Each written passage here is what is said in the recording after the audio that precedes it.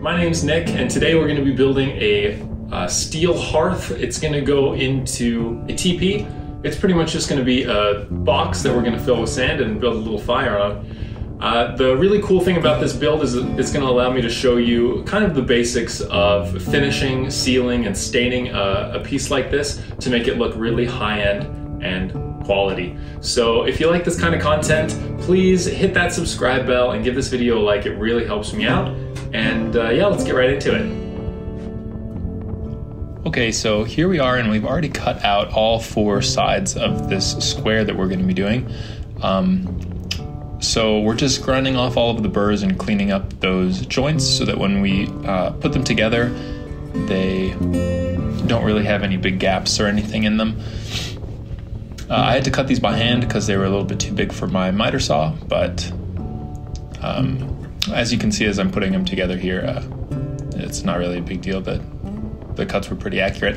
So right now I'm just going along and setting them up, making sure that they're square, getting out my carpenter square and just trying to get them into the rough position that they're going to be in. And then I'm just giving them little tacks to keep them together. I'm just doing 1 or 2 little tacks on each corner just to hold it in place. And I'm just using that carpenter square to true it up just so I don't have to do a lot of wiggle room when it's all finished. As you can see in the bottom right corner here, they're almost lined up. There's just a little bit of flex that I needed to do to just pop that one into place, and it just fit right there. So accurate cuts make for accurate and easy weld ups. So it's just important to get those cuts all the same. Here you can see I'm just going around and welding all of the corners. Now to get a better angle for the side, I'm just going to clamp it to my table, and here we go. You can see here, I'm just kind of demonstrating what it's like and how you can fix it if there is a little bit of a gap. You know, this was a small one, so I could just hit it together with a hammer. Here it is all welded up. I kind of intentionally made these welds a little bit clunky so that I could just show you how to clean them up better. So here I'm just taking the grinder and I'm grinding off all of these welds that I just did to make them nice and flush and smooth.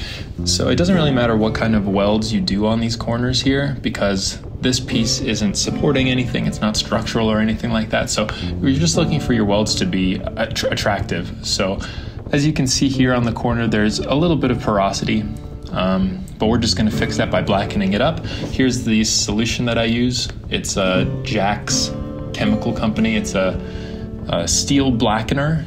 You can find it on jacks.com. I'm not sponsored or anything, but you can find it there, or you can go to your local jeweler supply shop. It's called selenic acid, and it's just an antique rust or an antique black finish that you can put on.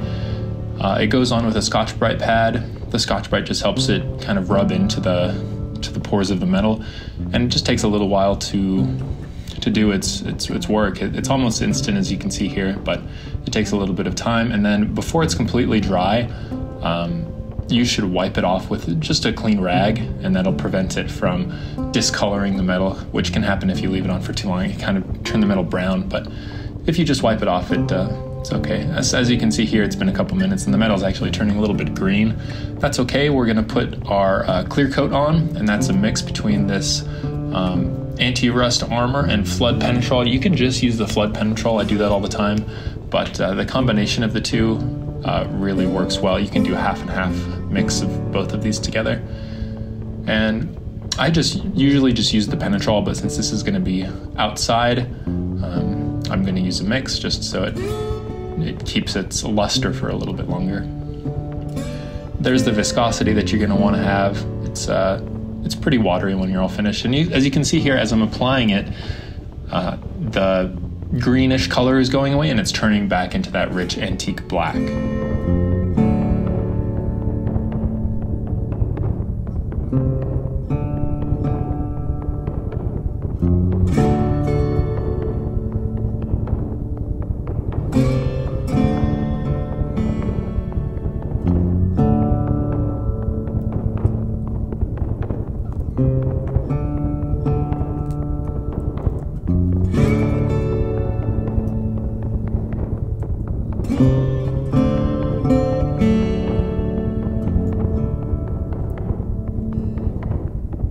you.